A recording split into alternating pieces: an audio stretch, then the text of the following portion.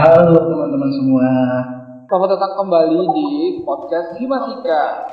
Yeay. Oke, di kali ini aku ditemani sama Arya. Halo. Arya, Apa, Pi? tahu nggak sih tanggal 22 Februari kemarin di ITS ada apa? Ada apa sih? Gak tahu. Hah? Demi apa nggak tahu? Iya, serius. Aduh, parah banget. Nggak tahu sih. Jadi, tanggal 22 Februari kemarin itu adalah pemilihan Mawapres ITS yang baru buat tingkat sarjana dan diploma. Terus ada apa tuh Fit di situ? Nah, kebetulan, ya, bukan kebetulan sih ini, pokoknya yang jadi Mawapres 1 ITS sarjana itu adalah dari Departemen Fisika. Wah, keren banget. Keren dong, namanya juga fisika, masa nggak keren sih? Yoi.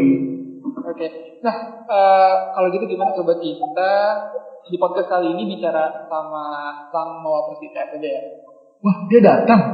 Iya, datang dia, spesial nih gue undang buat kita semua yang dengar di sini.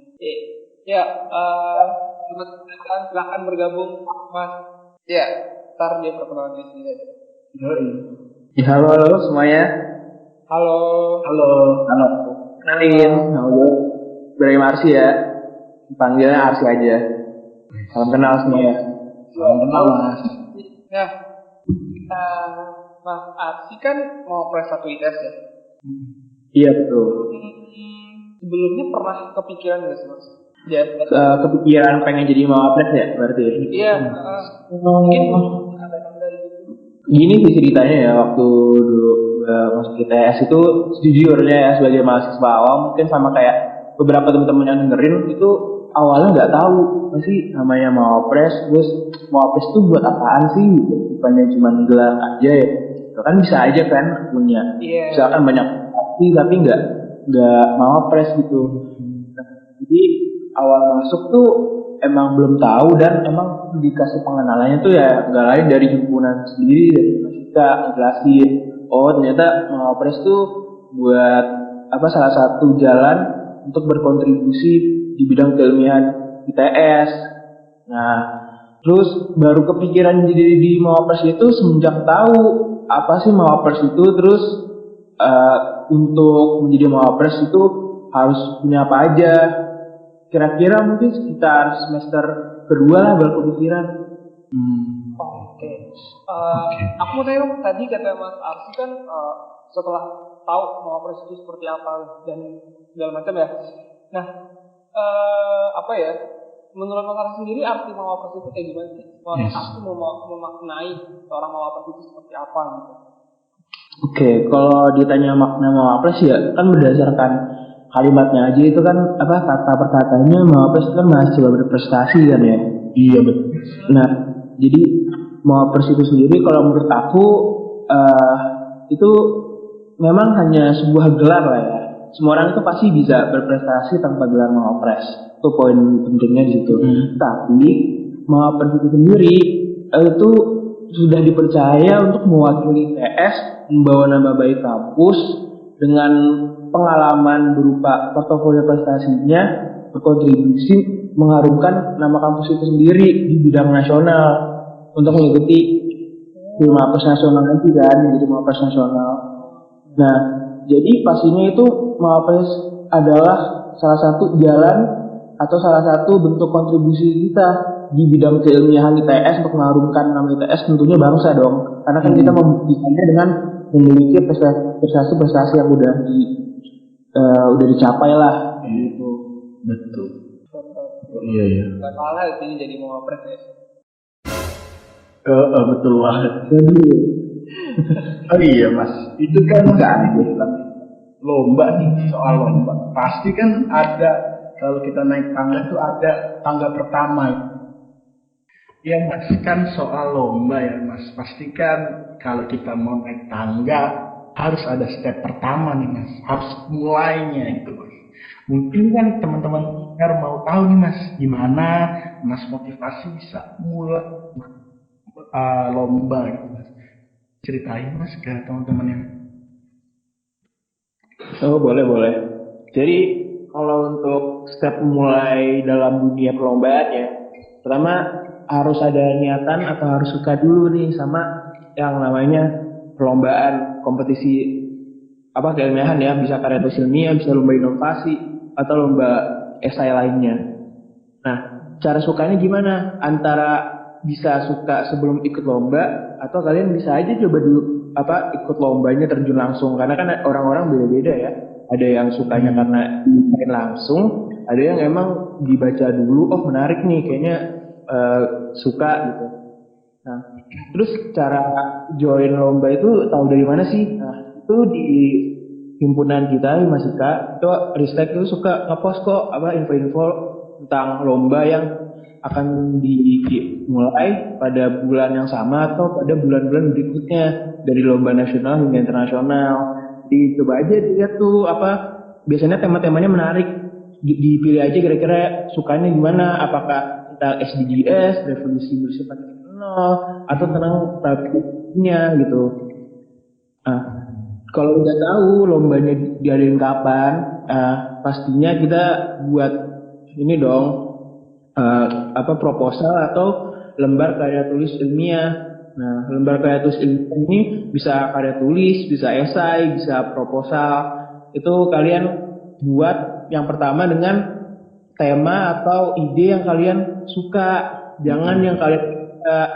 Kenapa? Karena walaupun problem solvingnya bagus, ide yang kalian buat kalau nggak suka itu nggak bakal maksimal 100%. Coba pikirin kira-kira kalian tuh pengen berkontribusi atau pengen bermanfaat buat orang lain tuh di bidang apa. Kalian tuh mau jadi superhero pada kekuatan apa sih gitu. Apakah superhero yang dapat menanggulangi kemiskinan atau memperbaiki ekonomi Indonesia? Nah, superhero kalian tuh pengen jadi di kekuatannya. Nah, kalau kalian udah tahu pengen kekuatannya, misalkan pengen mengurangi angka kemiskinan gitu. Jadi buat teman-teman bisa makan gitu, teman kita yang kurang beruntung bisa bekerja. Nah, itu kalian baru mencari kira-kira kita ini bisa berkontribusi dalam disebut gimana. Oh, pastinya membuka lapangan kerja, contohnya seperti itu. Nah, ini namanya prosesnya penggalian ide. Nah, penggalian ide ini bisa dilakuin dengan cara itu tadi, kalian ngeliat permasalahan yang ada di Indonesia atau di dunia, boleh dimanapun, kira-kira kayak gimana sih permasalahan yang ada, terus dengan keilmuan kita yaitu fisika ataupun keilmuan itu apa yang bisa dimanfaatin gitu. Nah, tentunya cara keilmuan ini kalian harus punya pelajarannya ya, harus belajar entah dari perkuliahan atau kalian searching sendiri dari jurnal. Nah, itu deh kalau ilmuannya udah tahu masalahnya, lihat contoh metode ilmiah, kalian buat aja dulu satu, terus nyobain. Nanti kalau udah menang aja satu ya, udah menang itu masuk final, bakal ngerasain kebahagiaan lomba itu sendiri. Kenapa bakal ngerasain? Karena ketika kalian udah menang, itu kalian bakal dapat penghargaan, bakal dapat fame, bakal dapat uang. Hal itu semuanya sebenarnya bonus, cuman bakal terasa adiksi. Itu semua bonus, tapi yang paling penting adalah proses pengejaran kalian, the process of the pursuit. Jadi kalau kalian udah ngerasain proses pengejarannya, otomatis kalian sudah berkembang menjadi orang yang lebih baik dari sebelumnya, karena kalian udah melalui tahapan-tahapan untuk mengikuti dan lolos karya tulis ilmiah, kayak gitu sih caranya. Keren banget ya. Berarti ya tadi itu yang pertama kali emang harus disesuaikan sama apa yang kita suka, kemudian kita cari tahu masalahnya seperti apa, dan kemudian untuk mengikuti lombanya itu tergantung dari kita apakah kita tipe orang yang coba-coba atau yang diamati dulu nih, dicari-cari dulu nih kayak gimana. Nah, sama yang terpenting itu tadi berarti ini ya, bukan sekedar achievementnya, cuman prosesnya itu, bagaimana kita bisa mengambil pelajaran dari setiap proses yang ada ya, Mas. Betul. Iya, benar banget. Keren banget ya Mas Ars ini. Oke. Kalau tadi ya, kan tadi cerita soal lombanya ya. Terus sebenarnya apa sih Mas yang memotivasi Mas ini ya untuk memulai? Misalnya kita kan melihat, wah keadaan seperti ini. Lalu apa yang memotivasi Mas Ar untuk memulai lomba gitu? Itu kan kadang-kadang yang teman-teman pendengar ini mungkin, aduh aku nggak punya motivasi. Di Mas Ar ini yang sudah berhasil mewapres ITS, wow, gimana? Gini ya, kalau masalah motivasi sebenarnya tiap orang pasti punya motivasi beda-beda sendiri. Tapi ini dari pengalamanku aja ya, dan juga ketemu sama orang-orang yang lebih hebat dari aku. Untuk menggapai achievement yang besar, yang cukup besar itu perlu motivasi yang besar juga. Bahkan motivasi yang lebih besar daripada tujuan kita itu harus gitu. Harus punya motivasi yang benar-benar berarti. Nah, kan pernah orang bilang kan cita-cita itu bolehlah setinggi langit, ya kan, biar kalau jatuh masih ada di atas awan, misalkan kayak gitu. Nah, sama dengan motivasi, kita harus memiliki motivasi yang amat besar gitu. Karena orang-orang besar itu pasti punya motivasi yang lebih besar. Nah, jadi nggak cuma semata motivasi misalkan uang, bonus seperti itu. Kalau aku jujur ya, aku benar-benar nyari motivasi dulu untuk perlombaan itu semenjak tahu kita ini sebagai mahasiswa yang membedakan dengan siswa. Gelar kemahaan itu diberikan berdasarkan Tridharma Perguruan Tinggi dan juga peran fungsi mahasiswa. Di mana kita ini sebenarnya kuliah itu ada pajak dari masyarakat, ada uang dari masyarakat yang kita gunakan untuk menempuh pendidikan.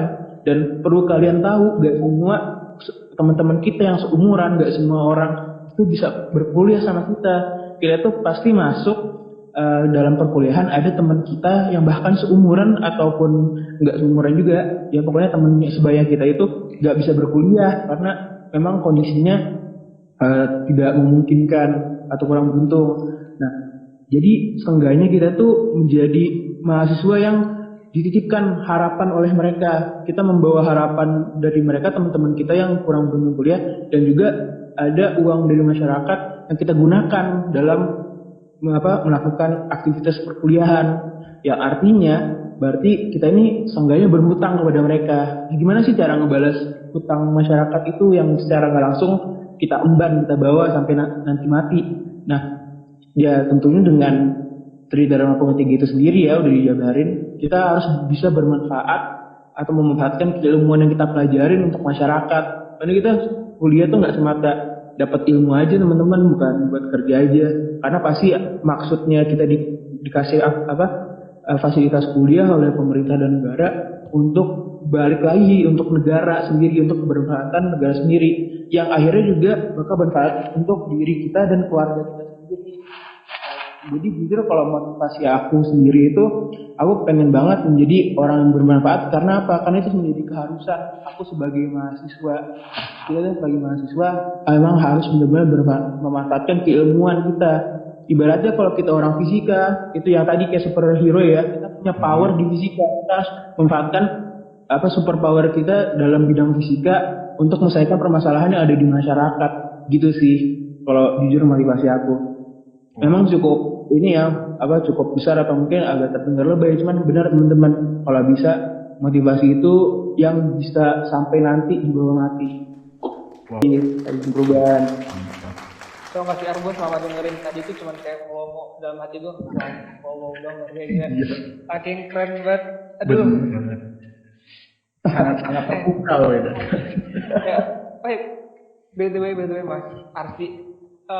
Selain dari prestasi di dalam bidang akademik, dalam untuk menjadi seorang mawapres ini perlu memperhatikan track record kita di bidang non akademik nggak sih? Oh ini bener banget ya, pertanyaan bagus banget. Karena mawapres itu teman-teman ya, dari segi arti kata per kata dan juga segi penilaian nanti menuju mawapres nasional itu nggak selamanya cuma berdasarkan dari prestasi di bidang akademik atau keilmiahan gitu. Tapi juga harus perhatikan aktivitas kita sebagai mahasiswa udah aktif atau belum di bidang, misalkan bidang manajerial, aktif di kepanitiaan, organisasi, dan juga prestasi non akademik dan non keilmiahan, kayak misalkan lomba melukis, lomba basket. Kalau punya prestasi di luar bidang keilmiahan atau non akademik pun juga bisa. Jadi emang benar banget harus diperhatikan juga, harus balance lah. Berarti istilahnya kalau mawapres itu benar-benar harus berprestasi di banyak bidang gitu ya? Jadi nggak Iya, bisa di banyak bidang, multi bidang. nggak di akademik doang gitu. Jadi kayak pengalaman lainnya juga benar-benar dipertimbangkan juga ya Mas ya. Iya, Nah, bener banget. tadi kan disinggung tuh tentang organisasi kepanitiaan. Tuh. Boleh nggak sih Mas berbagi soal pengalaman Mas di dalam kepanitiaan dan organisasi selama di kampus itu kayak gimana gitu?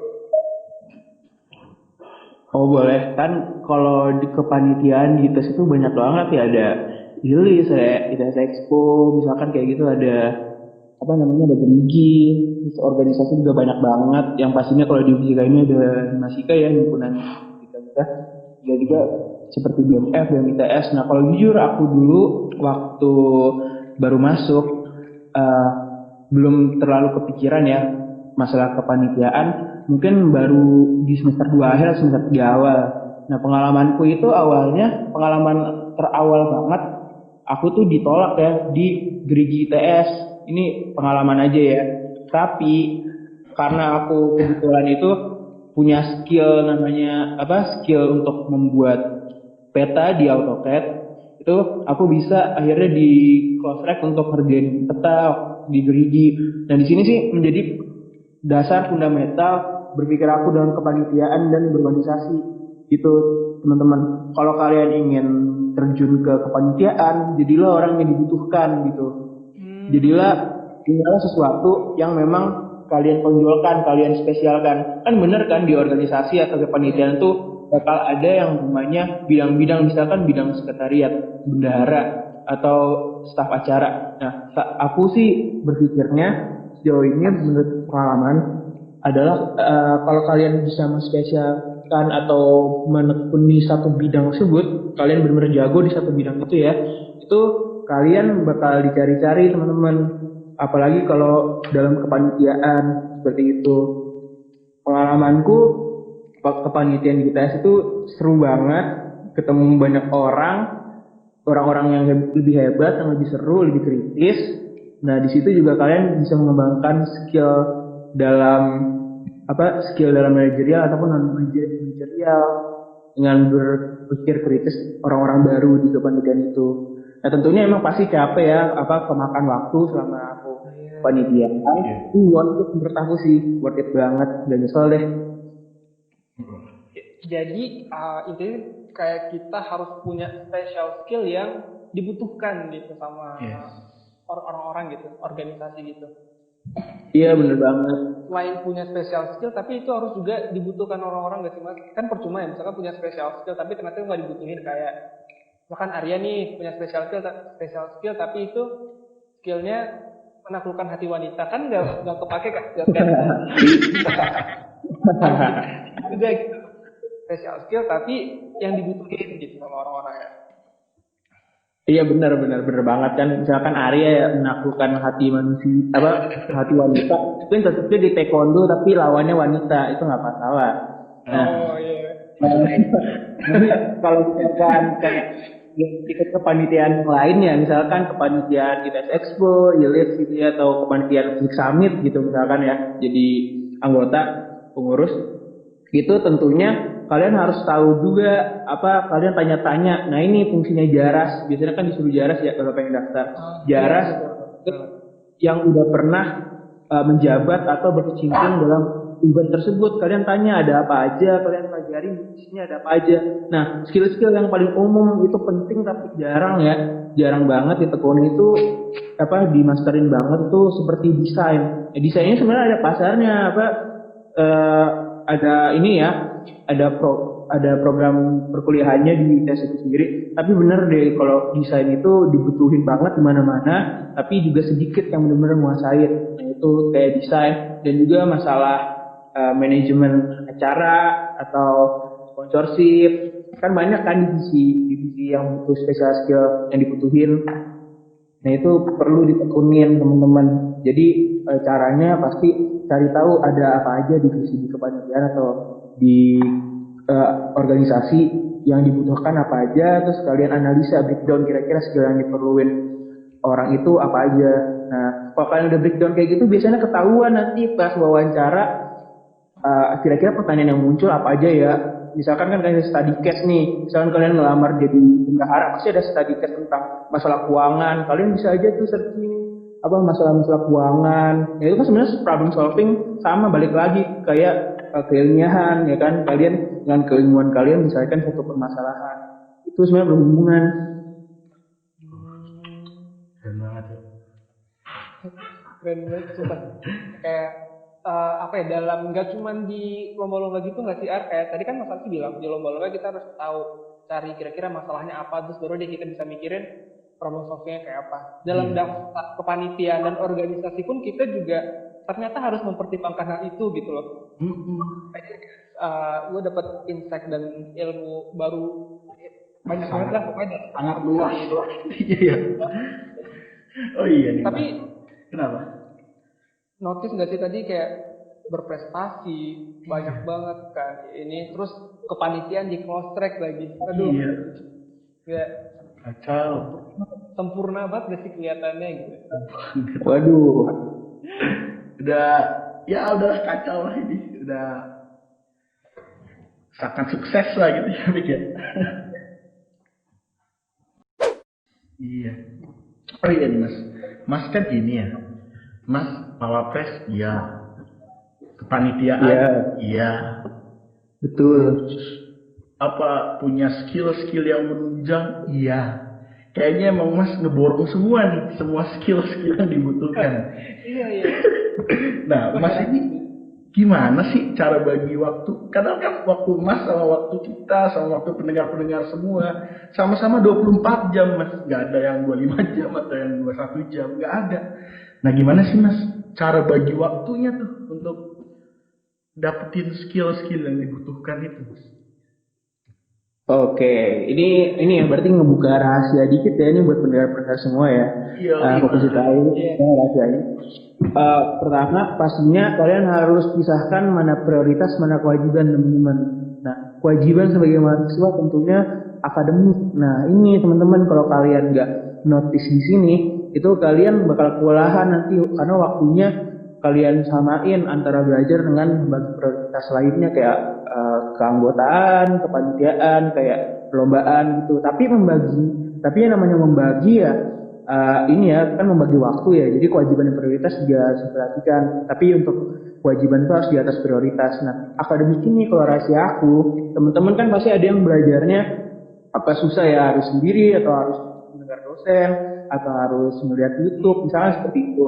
Kalau jujur kalau dari aku misalkan aku nemu cara pengajaran atau mata kuliah yang kurang cocok sama aku, itu antara aku bawa buka buku di kelas itu terus belajar sendiri di saat itu juga, ataupun ya aku mendengarkan pemaparan atau transfer ilmu di kelas itu kalau misalkan cocok. Nah, jadi emang benar-benar manfaatkan waktu belajar yang maksimal itu pada saat kelas. Karena kelas itu kan misalkan ada 1 jam 45 menit ya gitu teman-teman. Itu kalau kalian nggak mendapatkan ilmu secara maksimal, nanti kalian setelah kelas bakal belajar lagi 1 jam 45 menit lagi. Itu kalian udah kedouble waktunya. Nah, kalau kalian bisa maksimalin, benar-benar matiin, benar-benar belajar waktu di kelas itu, benar-benar meresapi informasinya maksimal, entah dari mendengarkan penjelasan dari dosen ataupun kalian baca buku, nge-highlight atau ngerjain latihan soal di kelas itu langsung, itu kalian bisa menghemat waktu untuk nanti setelah kelas kalian nggak perlu belajar lagi gitu. Kalaupun perlu belajar lagi mungkin sedikit, cuma ngulang-ngulang sedikit atau ngerjain latihan soal. Nah, dengan kalian udah belajar di kelas, setelah perkuliahan kalian benar-benar free.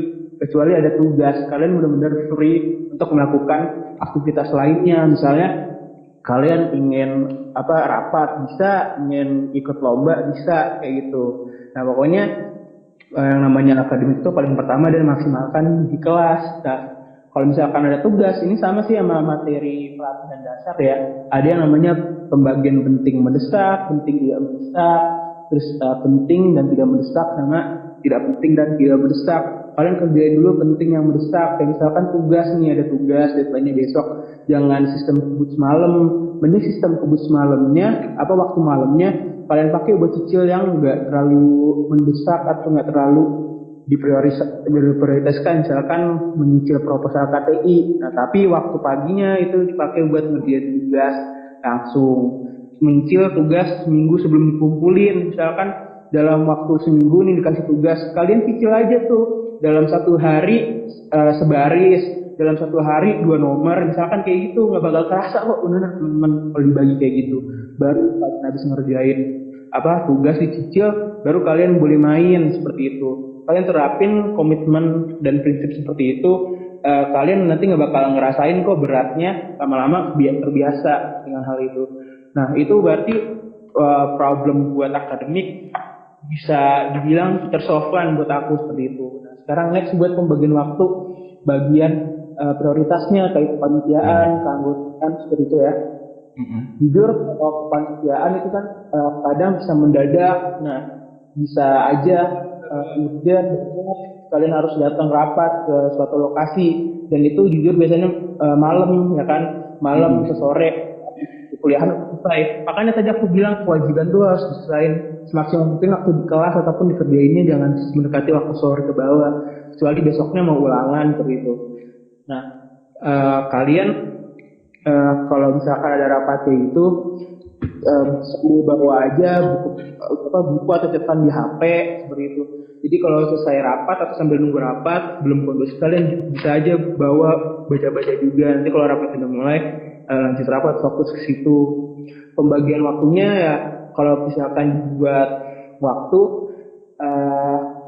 kalian itu kalau untuk akademik dari jam pagi ya, tentunya pagi sampai sore lah ya, misalkan jam 3 kalau kelas sampai jam 5 ya jam 5. Kalau ada ujian malamnya full buat dipakai ujian dulu aja teman-teman, biasanya boleh kok izin, misalkan besoknya ada evaluasi akhir, itu kan nggak mungkin kan untuk ikut anggotaan, karena tadi itu kewajiban di atas prioritas.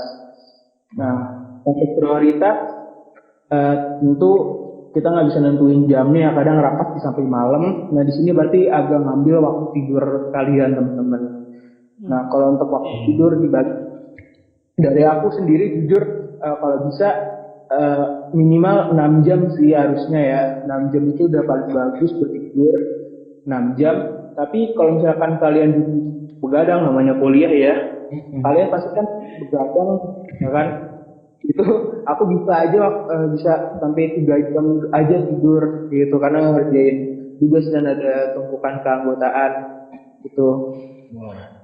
Tapi kalau udah 3 jam gitu, mending kalian kalau malam udah capek mending tidur dulu. Nah ini teman-teman kuncian sih. Ini kalau kalian udah tahu banyak pekerjaan atau pengen belajar buat ulangan, mending tidur dulu, jangan belajar sampai malam, sampai jam 11 gitu, misalkan sampai jam 12 sampai jam 1, dari jam 9. Ini kalian jam 9 tidur dulu, terus bangun nanti jam 1 atau jam 2 lah, atau mungkin jam 3 ya. Kan kalian udah seger tuh sampai jam 3. Dari jam 3 sampai jam 7 akan ada jam 3 jam sampai jam 6. Kalian tuh bisa belajar maksimal kayak gitu, dan kalian tuh nggak ngantuk lagi, udah siap. Daripada kalian belajar capek nggak maksimal terus tidur bangun terus masih nggak fit, terus kalian ujian atau belajar atau masuk ke kelas kayak gitu ngadapin ujian macam. Lebih baik sih kalian tidur atau istirahat dulu gitu sih kira-kira pembagian waktunya. Kalau aku pokoknya kewajiban tuh pasti bingung kan bagi waktunya gimana tipsnya. Jadi kayak intinya ya, lebih kepada memanfaatkan waktu yang ada tuh sebaik mungkin gitu. Nah iya maksudnya terbuang sia-sia ya Mas ya. Sama kewajiban itu harus dipersatukan gitu, dari kayak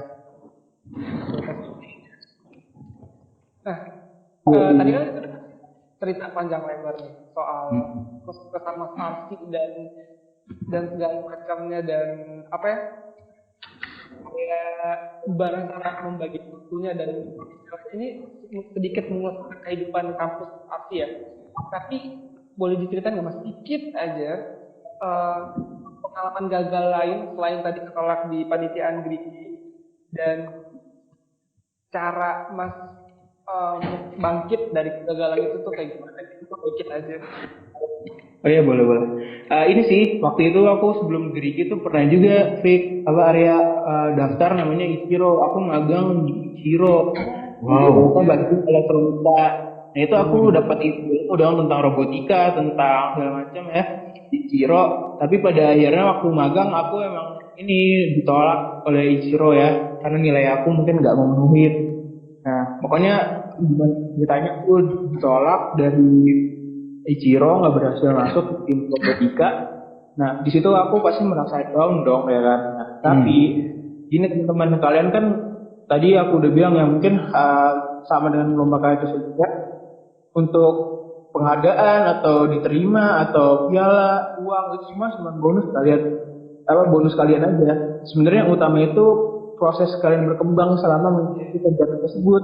Nah, jadi waktu selama aku mengikuti kegiatan Ciro, aku kan dapat banyak materi tentang robotika, tentang kelistrikan, dan juga aku belajar AutoCAD itu di Ichiro.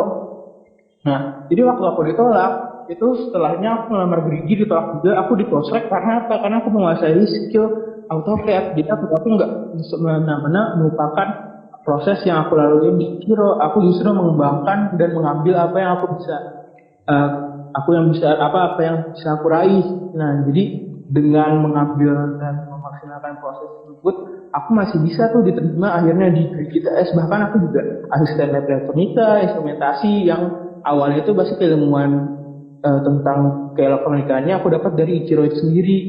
Itu sih teman-teman.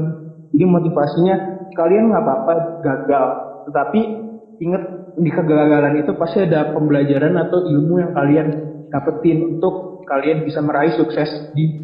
Keren banget. Parah. Tuh, ini jujur ya kayak gue bilang tadi, gue bener literally kayak terengah-engah sendiri gitu loh pas denger ceritanya Mas Arsi. Kayak gue dalam hati wah gitu. Apa gitu, gue aduh dia beda banget deh. Ya semoga dari bincang-bincang kita hari ini kan kita lebih termotivasi gitu ya. Ya semoga ya dia juga berlaku buat teman-teman semua yang dengerin di sini. Supaya kita sama-sama bisa menjadi lebih baik lagi ke depan. Amin. Oke, itu terima kasih Mas Arsi yang udah meluangkan waktunya buat hadir di sama-sama. Ya, good luck juga nih buat persiapan mau profesionalnya. Iya, makasih. Oh iya, makasih juga ya udah diundang ke PH, maksudnya podcast Masika ini ya. Buat sharing. PH juga jahat tadi ya. Oh, jahat nih. Oke, sama Mas Arsi, thank you banget. Yoi, sama. Thank you juga buat Arya yang udah nemenin, terus thank you juga buat teman-teman yang udah dengerin. Jangan lupa dipantengin terus sosmed Masika buat dapetin info-info terbaru juga. Oke, sekian untuk kali ini. Bye-bye. Bye semuanya.